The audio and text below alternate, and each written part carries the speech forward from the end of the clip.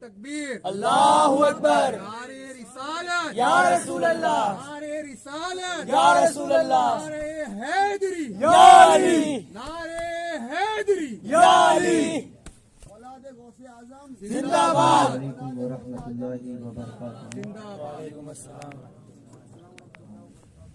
درود پاک پڑھیں، اللہم اللہم صلی علی سیدنا محمد کرم آلہ وصحبہ اجمعین وبارک وسلم۔ کیونکہ وقت کم ہے اور اللہ اکبر بارک یا رسول اللہ یہاں کے زندہ باد علماء کو اللہ اکبر دوسرے پروگرام میں بھی جانا ہے، لہذا میں صرف 10 منٹ کے اندر اپنی بات کو گفتگو کو ختم کرتا ہوں۔ ابھی جو تقریر مفتی صاحب قبلہ فرما رہے تھے، آخر میں ایک شعر انہوں نے پڑھا سرکار اعلیٰ حضرت کا، اہل سنت کا ہے بیڑا پار، اصحاب حضور نجم ہے اور ناؤ ہے فطرت رسول اللہ کی۔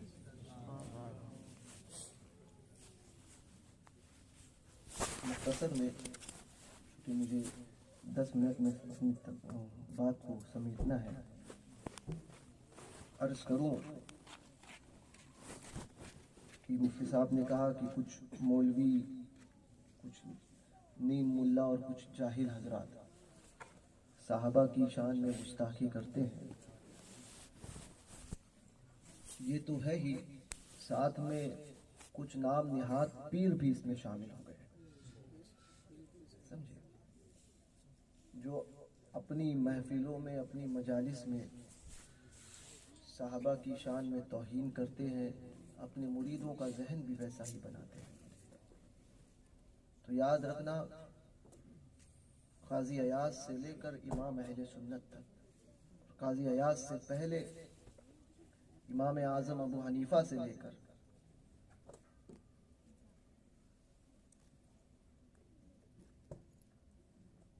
سب کا اس بات پر اتفاق ہے کہ صحابہ کی شان میں گستاخی کرنے والا جہنمی کتوں میں سے ایک کتا ہے،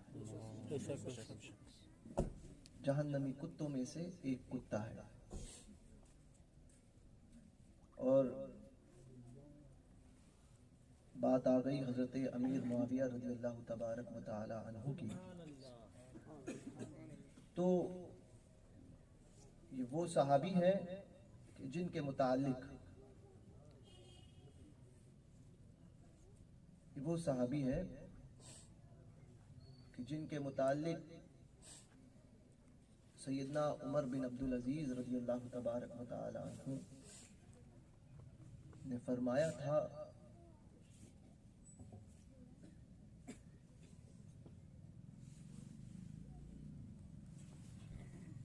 کسی نے پوچھا تھا کہ امیر معاویہ کا مقام بڑا ہے یا عمر بن عبدالعزیز کا، حضرت عبداللہ بن مبارک رضی اللہ تبارک و تعالی، تو فرمایا تھا کہ حضرت امیر معاویہ رضی اللہ تبارک و تعالی عنہ جس جنگ میں جاتے تھے تو جس گھوڑے پر سوار ہوتے تھے اور گھوڑے کی تاپ سے جو دھول اڑتی تھی اور جو ناک میں پہنچتی تھی گھوڑے کے، وہ دھول بھی حضرت اب عمر بن عبدالعزیز سے بہتر ہے۔ یہ صحابی رسول کا مقام ہے، صحابی۔ اچھا، دوسری بات یہ کہ یہ آج کل ہی یہ معاملات چلے ہیں، 100 سال پہلے بھی ایسا ہوا تھا۔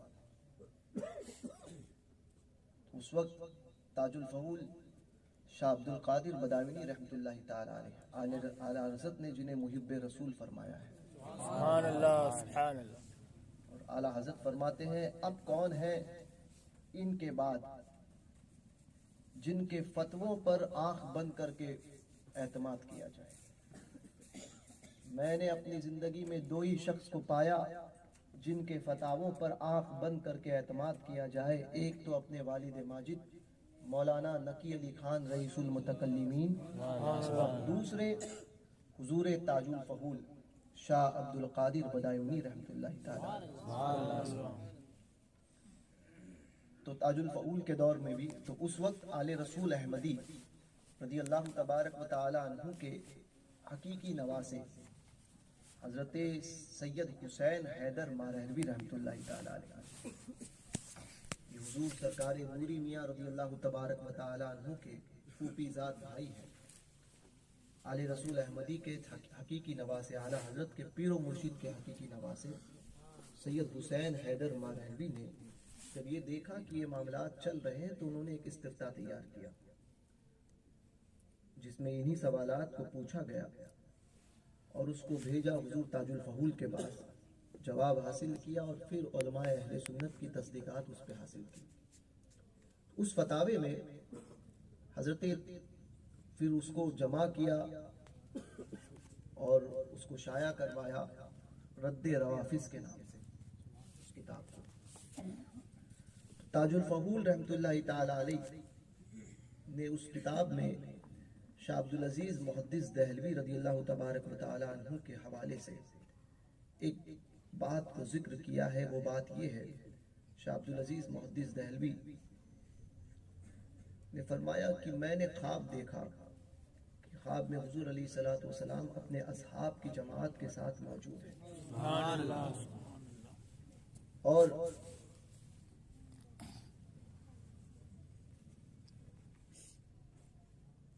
مولا کائنات بھی ہے، ایک محل ہے جس میں حکم ہوا کہ اے علی جاؤ۔ مولا کائنات اس میں گئے، تھوڑی دیر بعد باہر آئے اور فرمایا کہ واللہ میرا حق ثابت ہو گیا۔ پھر حضرت امیر معاویہ رضی اللہ تبارک و تعالیٰ عنہ گئے، پھر تھوڑی دیر بعد باہر آئے اور فرماتے ہیں بے شک اللہ تبارک و تعالیٰ نے مجھے معاف کیا۔ یہ دو چیزیں، یہ حضور کے اصحاب ہیں۔ 1400 سال کی تاریخ اٹھا کر دیکھ لو، آج کچھ لوگ سیادت کے نام پر بھی یہ معاملات کرتے ہیں، کیونکہ علم کی کمی اور بغیر پڑھے لکھے پیر بن جانا تو یہی حال ہوتا ہے، یا پھر پڑھ لکھ بہت زیادہ لیا، ادب نہیں سیکھا، دونوں چیزیں لے ڈوبتی ہے۔ علم ہو تو ایسا کہ سرکاروں کی مہر اس علم پہ لگی ہو، فضل کی مہر اس پہ لگی ہو، علم ایسا ہی کام آئے گا۔ ورنہ علم تو شیطان کے پاس بھی تھا، اپنے آپ کو معلم الملائکہ کہلاتا تھا نہیں کہلاتا تھا، تو وہ شیطان اس کے علم نے بھی اسے نفع نہیں دیا، اس کا علم بھی اسے لے ڈوبا، اور ایسے لے ڈوبا کہ اب اسے جنت سے باہر نکال دیا گیا، قیامت کے لیے لعنت کا مستحق ہوا، اس کے بعد بھی جہنم میں۔ تو وہ شیطان، اس کا علم اس کو نفع نہ دے سکا۔ تو علم وہی کام آتا ہے جس پہ اللہ اس کے رسول کے فضل کی مہر ہو۔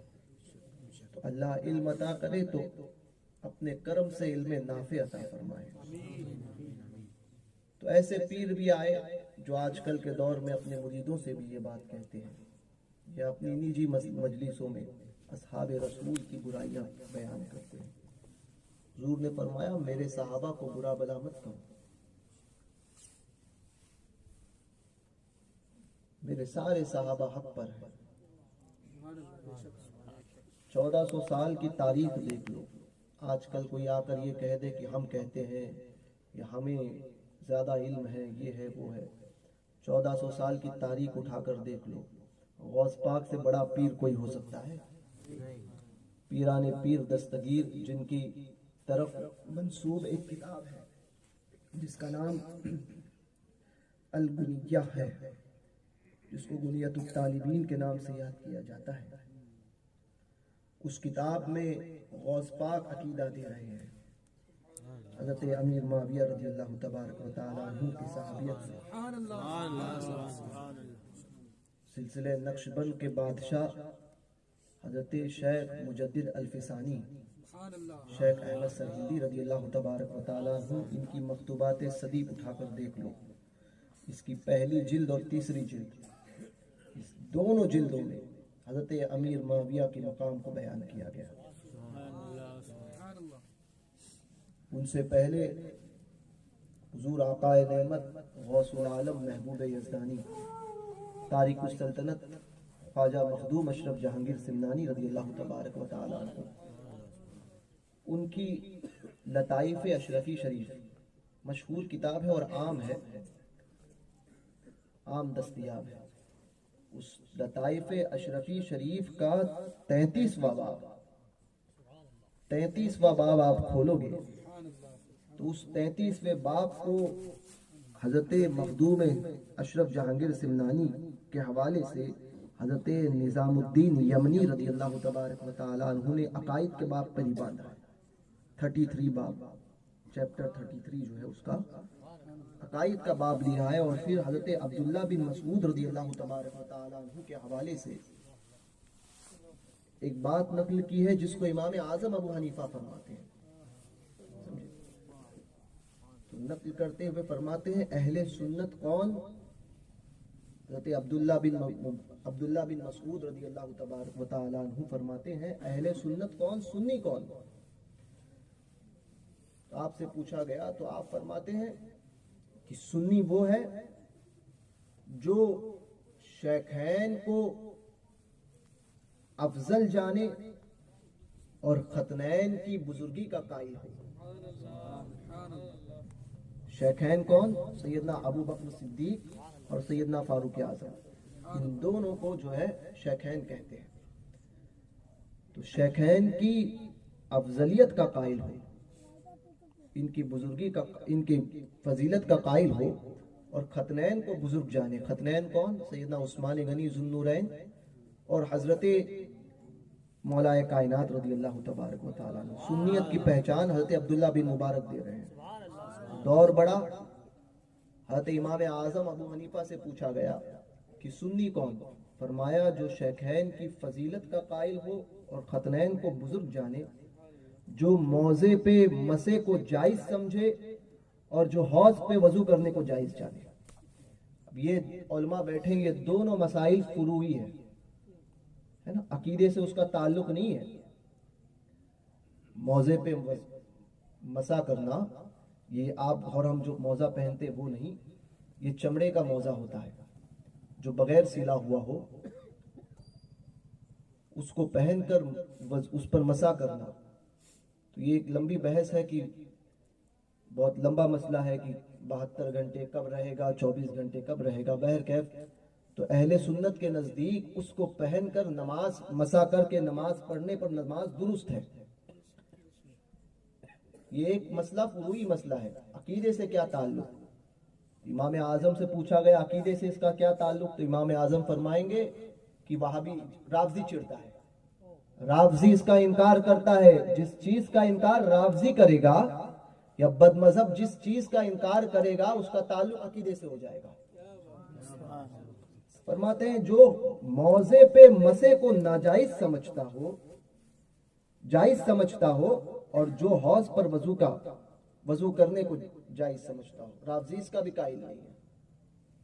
تو یہ عقیدہ، اس طرح سے 10 عقائد کو باندھا ہے.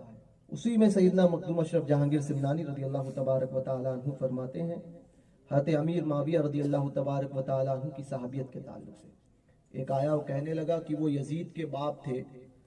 تو میں نے کہا یزید کے باپ ہونے سے اگر ان کی صحابیت میں کوئی فرق آتا تو حضرت نوح علیہ السلام کے متعلق کیا کہوں؟ ان کا بھی بیٹا تو کافر تھا. یزید کا فسق اپنی جگہ، اور سب سے اہم چیز جو عام بات ہے، حضرت مولا کائنات رضی اللہ تبارک و تعالی عنہ نے سن 40-41 ہجری میں وصال فرمایا. اس کے بعد حضرت سرکار سیدنا امام حسن رضی اللہ تبارک و تعالیٰ عنہ خلیفہ برحق ہوئے.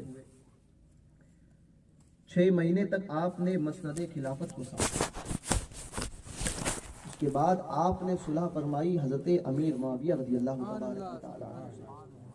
امام حسن کون ہے؟ شیر خدا کا بیٹا. شیر خدا کا بیٹا. دونوں شہزادے شیر خدا کے. ہاں اعلیٰ حضرت فرماتے ہیں ایک سینے تک مشابہ ایک وہاں سے پاؤں تک، حسن سبتین ان کے جاموں میں ہے نیما نور کا. تو وہ ابو بکر، وہ سیدنا حسنین کریمین جو شیر خدا کے بیٹے ہوں اور جنہوں نے حضور کی آغوش میں پروان چڑھا ہو، وہ حسنین کریمین رضی اللہ تبارک و تعالی عنہ. امام حسن نے صلح فرمائی. حضرت امیر معاویہ رضی اللہ تبارک و تعالی عنہ کے ہاتھ میں خلافت کا بار سونپا اور پھر خلافت سے دستبرداری کی. 46 ہجری میں حضرت امام حسن نے وصال فرمایا. حضرت امیر معاویہ اس وقت بادشاہ اسلام، اور پھر سن 60 ہجری میں حضرت امیر معاویہ وصال فرما رہے ہیں. سن 60 ہجری میں 41 سے 46 5 سال، اور پھر 60 ہجری یعنی تقریباً 19 سے 20 سال کا عرصہ. 20 سال کا عرصہ امام حسن نے بھی حضرت امیر معاویہ کو خلیفہ تسلیم کیا. امام حسین بھی مانتے رہے. حسنین کریمین دونوں نے مانا. 20 سال تک مانتے رہے. اس سے بڑی اور کیا دلیل ہو سکتی ہے کہ باپ کو 20 سال تک تسلیم کیا اور بیٹے کو ایک دن تسلیم نہیں کیا. ایک دن تسلیم نہیں کیا. حضرت امیر معاویہ کے حق ہونے کی اس سے بڑی دلیل کیا ہو سکتی ہے؟ باپ کو حضرت امیر معاویہ رضی اللہ تبارک و تعالیٰ عنہ کو 20 سال تک امام حسین مان رہے ہیں اور یزید کو ایک دن تسلیم نہیں کر رہے. وجہ کیا ہے؟ وجہ یہی ہے کہ وہ حق پر تھے. حضرت نوری میاں رضی اللہ تبارک و تعالیٰ عنہ کوئی لائے نہ ان کے مقابلے میں کوئی سید ہو. 1400 سال کی تاریخ اٹھا کر دیکھ لو، کسی ایک سید زادے نے جن کی سیادت مسلم ہو سب کے نزدیک، کوئی ایک بزرگ لا کر بتاؤ جس نے کسی صحابی کی شان میں توہین کی. کہیں نہیں لا سکتے. تو چند آج کل اٹھے ہیں جو صحابہ کی شان میں گستاخی کرتے ہیں. اور یاد رکھنا، جس نے گستاخی کی وہ جہنم کے کتوں میں سے ایک کتا ضرور ہو جائے گا. صحابہ کی گستاخی تو بہت دور کی بات ہے، اس کا انجام کیا ہوگا یہ تو وہ حشر میں دیکھے گا. دنیا میں بھی دیکھے گا مگر حشر میں تو ضرور دیکھے گا. صحابہ کی گستاخی کا جو صحابہ اور اہل بیت کا گستاخ ہوگا اس کا حال کیا ہوتا ہے یہ تو اس کو پتا چلے گا. حضرت حافظ ملت جن کی آج عرس کی شب ہے، سبحان اللہ سبحان اللہ، حضور استاد الاساتذہ حضور حافظ ملت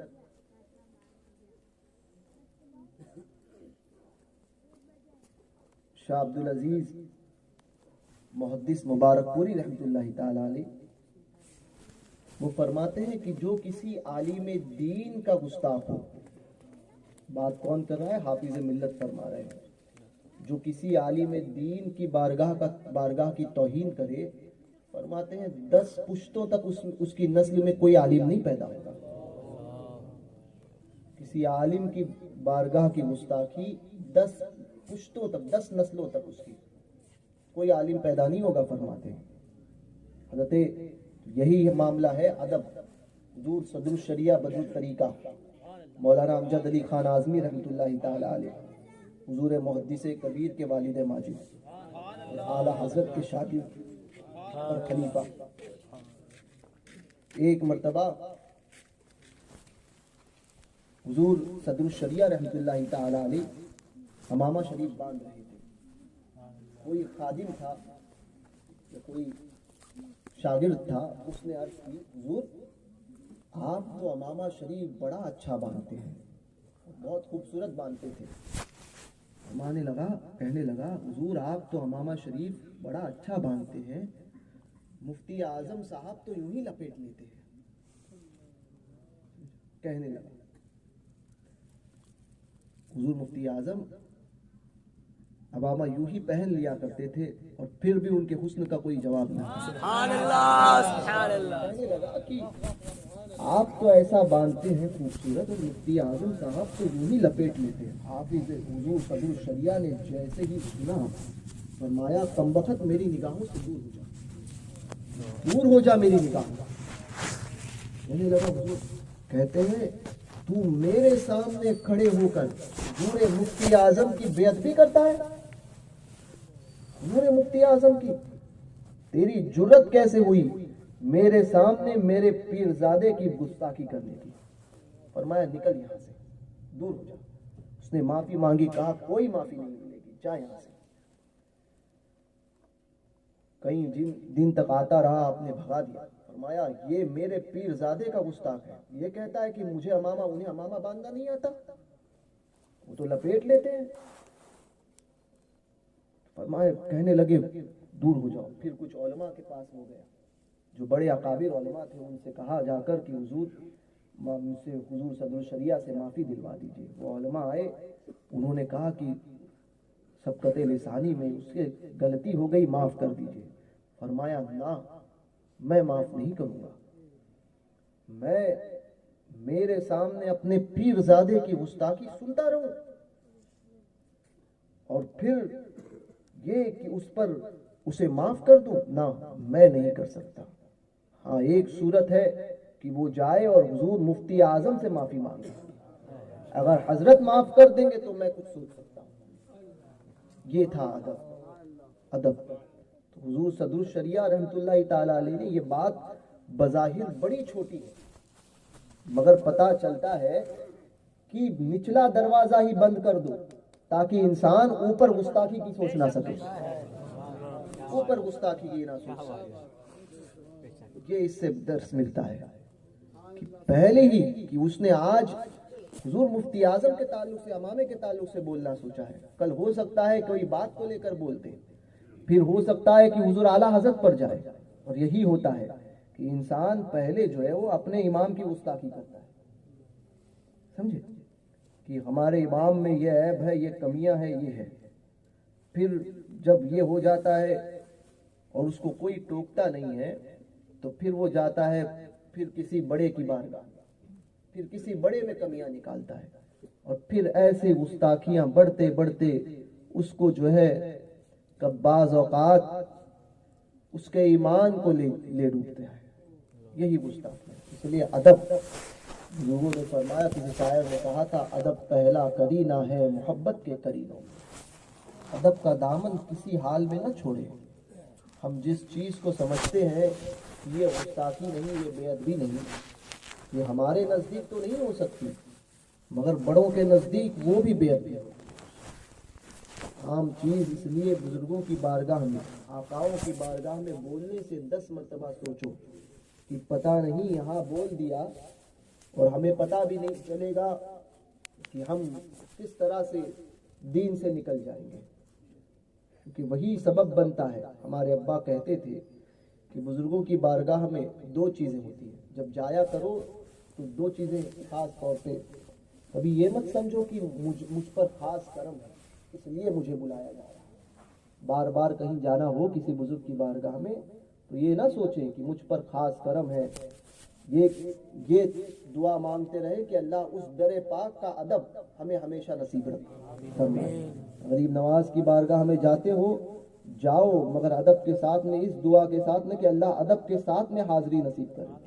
تو کہتے تھے کہ ہم نے اکثر دیکھا ہے لوگ جو ہے وہ جاتے ہیں بزرگوں کی بارگاہ میں، کہتے ہیں کہ بزرگوں کی بارگاہ میں 2 چیزوں کے لیے بلایا جاتا ہے، کبھی کچھ نوازنا ہو تو، اور کبھی کچھ چھیننا ہو تو۔ ہوتا بھی ہم نے اپنی آنکھوں سے دیکھا ہے کہ ایک انسان زندگی بھر جاتا تھا اور پھر کسی بزرگ کی بارگاہ میں بعد میں اس کو دیکھا گیا کہ وہ ان سے پھر گیا یا ان کا گستاخ ہو گیا، یا پھر وہ دین سے کوئی معاملات اس نے کیے اور پتہ چلا کہ وہ دین سے ہی ڈوب گیا، وہ وہابی ہو گیا، بدمذہب ہو گیا. وجہ کیا تھی؟ وجہ یہی تھی کہ کہیں نہ کہیں اس نے اس بارگاہ کے ادب میں کوئی کمی چھوڑی یا کوئی خطا ایسی کر لی جو اس کو سمجھ میں نہ آئی، اور یہی اس کے ایمان کے سلب ہونے کا سبب بنا. اس لیے بزرگوں کی بارگاہ میں صحابی تو پھر صحابی ہے. ہمارے بزرگوں نے تو ایک عالم کی توہین سے منع کیا، تو پھر صحابہ کی توہین تو انسان کو کہاں سے کہاں لے جائے گی.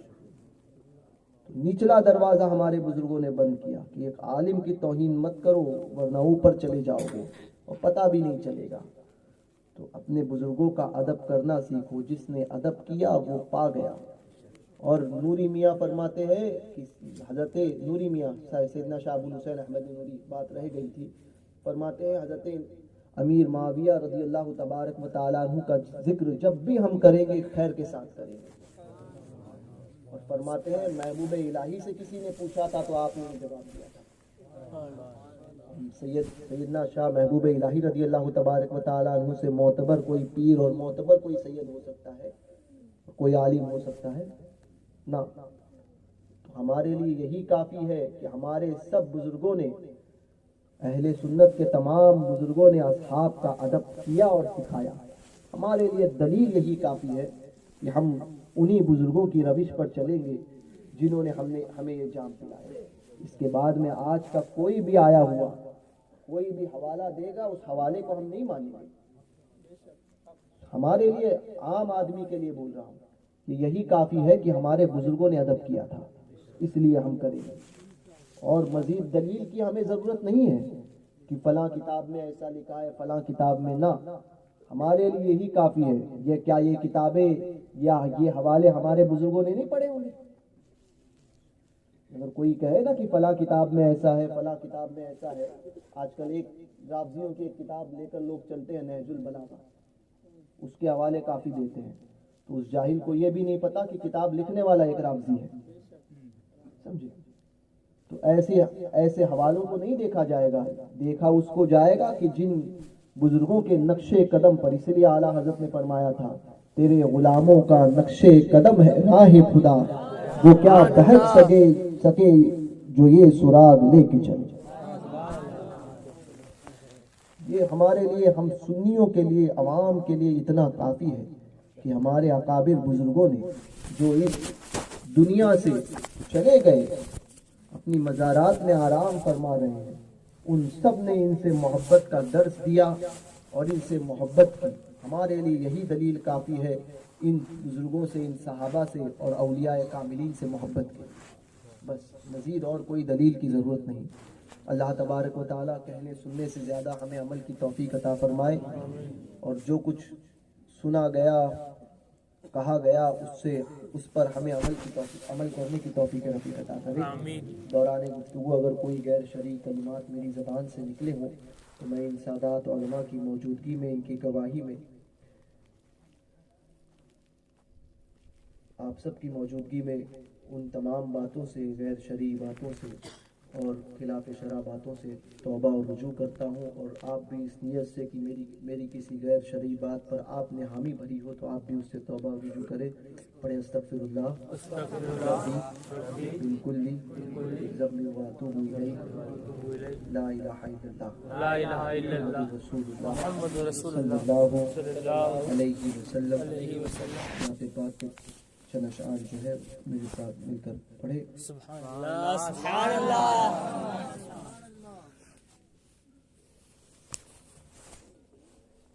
ان کی جام کی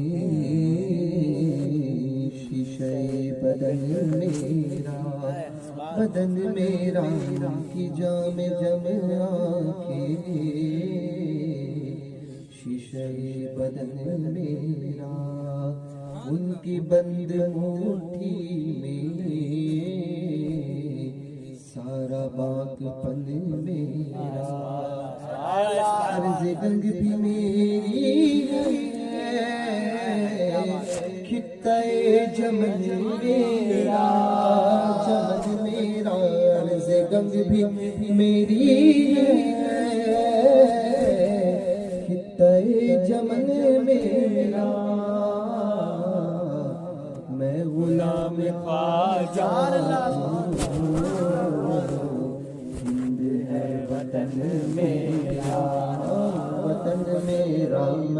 غلام خواجہ ہوں، ہند ہے وطن میرا، عاشق نبی ہوں میں،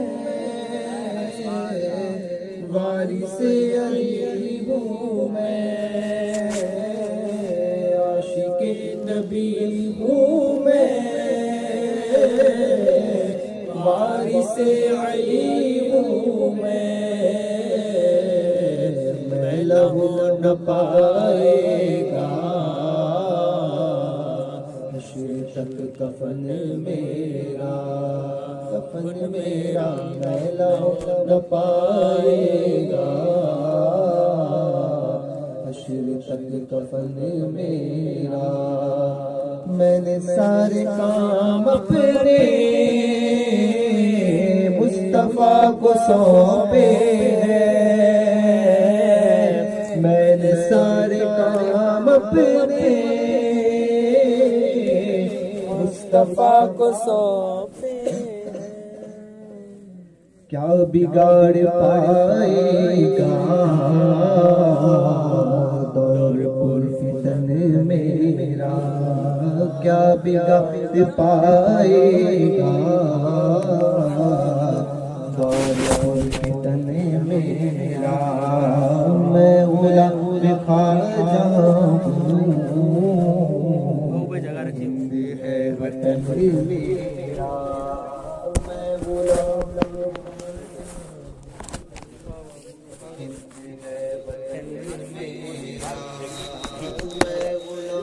خواجہ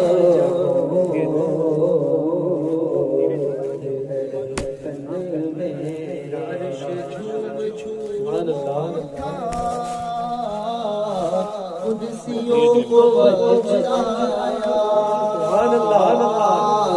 عرش جھک جھوٹا قدسیوں کو بچایا، مصطفیٰ جب گیا دہن میرا، دہن میرا نعت مصطفیٰ میں جب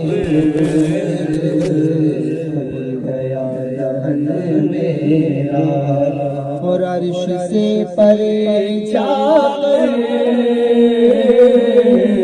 مصطفیٰ نے بتلایا،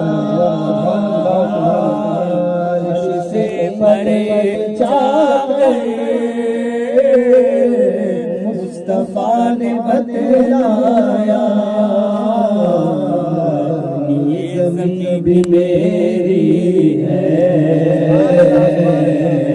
اور ہے گگن میرا، گگن میرا، یہ زمین بھی میری ہے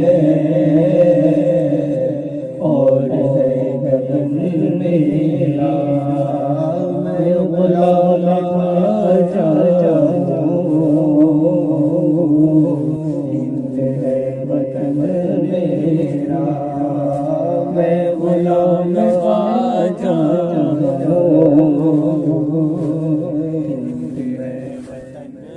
نعرہ تکبیر، نعرہ رسالت، نعرہ رسالت، نعرہ حیدری، اولاد رسول زندہ باد، اولاد رسول زندہ باد، آزاد ہندوستان زندہ باد، نعرہ تکبیر، نعرہ رسالت، نعرہ حیدری، یا علی، میں غلام خواجہ